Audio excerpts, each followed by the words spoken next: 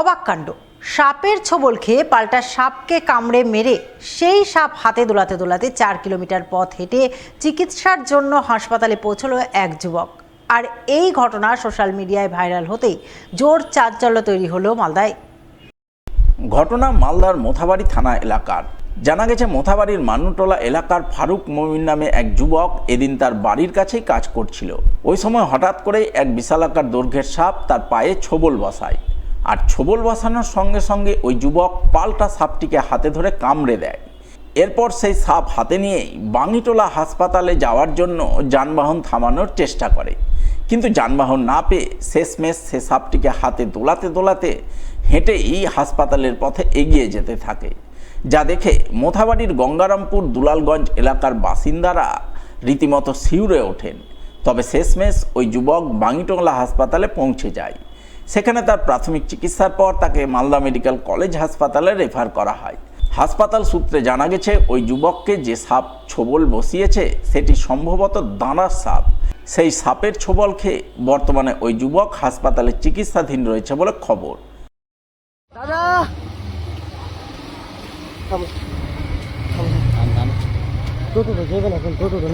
টোটো ले যাবে সাপ সাপ কাটলে তোমাকে সাপটা দেখাও তো এদিকে। আর তুমি ফের সাপটা কাটলা ফের তো টোটোতে যাও গাড়িতে যাও তো कहूँ बसाবে সাপ ले একটু যাও ফটাক से যাও।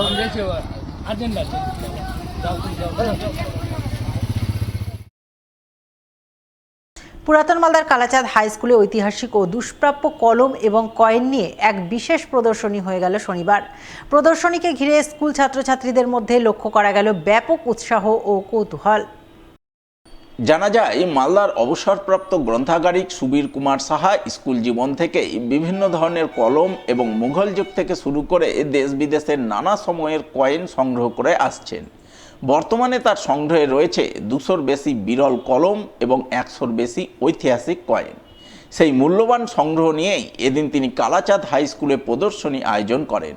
প্রদর্শনীর মাধ্যমে সুবীরবাবু ছাত্রছাত্রীদের প্রতিটি সংগ্রহের ইতিহাস, বৈশিষ্ট্য ও গুরুত্ব সম্পর্কে বিস্তারিত জানান।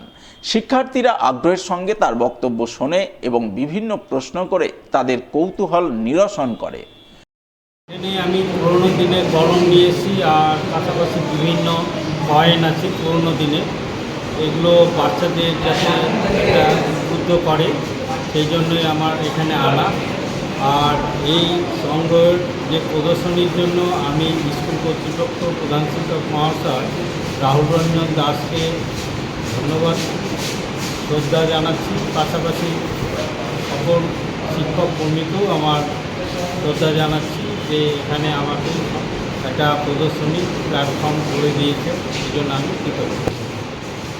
মোগল আমলের বিভিন্ন কয়েন আছে, পাশাপাশি বিভিন্ন কমেমোরেটিভ কয়েনগুলো নিয়ে এসেছি। সেগুলো 1000 টাকা থেকে শুরু করে 500, 250, 200 বিভিন্ন রকমের কয়েন আছে। সবগুলো আনতে পারিনি যেহেতু আমার ম্যান পাওয়ার কম। একটা স্যাম্পল নিয়ে এসেছি। বিশেষত এখানে যে কলমের কী করে বিবর্তন হচ্ছে, আগেকার দিনে কলম কী ছিল, তারপর যে reed pen, fountain pen, quill pen এগুলো যে এলো, কীভাবে এলো, কারা আবিষ্কার করেছিলেন, কোন দেশে আবিষ্কার হয়েছিল, এদের একটা পটভূমি, একটা সাময়িক জ্ঞান তুলে ধরার চেষ্টা করেছিল। অনুষ্ঠান শেষে কালাচাঁদ হাই স্কুলের পক্ষ থেকে সুবীর কুমার সাহাকে সংবর্ধনা জানানো হয়। কালাচাঁদ হাই স্কুলের প্রধান শিক্ষক রাহুল রঞ্জন দাস বলেন, এ ধরনের প্রদর্শনী শিক্ষার্থীদের ইতিহাস, ঐতিহ্য ও সংগ্রহশালার প্রতি আগ্রহ বাড়াতে গুরুত্বপূর্ণ ভূমিকা পালন করে। তাই এহেন ব্যতিক্রমী উদ্যোগের জন্য তিনি সুবীর বাবুকে ধন্যবাদ জানাচ্ছেন। স্কুলে এই যে কলম প্রাচীনকাল থেকে মানুষ কবে লেখা শুরু করলো এবং এই যে আধুনিক চেহারা কলমের, সেইটার একটা এভলিউশন এখানে দেখানো হয়েছে। এটা সুবীরবাবুকে আমি আমন্ত্রণ জানিয়েছিলাম লিখিতভাবে যে আমার স্কুলে একটা প্রদর্শনী করুন। এছাড়াও উনি একজন অ্যান্টিক কালেক্টর, আমরা খুব নাম করা মালদার মধ্যে, তাকে আমরা আমন্ত্রণ জানিয়েছিলাম। ওনার সংগ্রহের কিছু কয়েনও এখানে নিয়ে এসেছেন। ওনার সংগ্রহে প্রচুর কয়েন আছে, কিন্তু সবটা উনি আনতে পারেননি।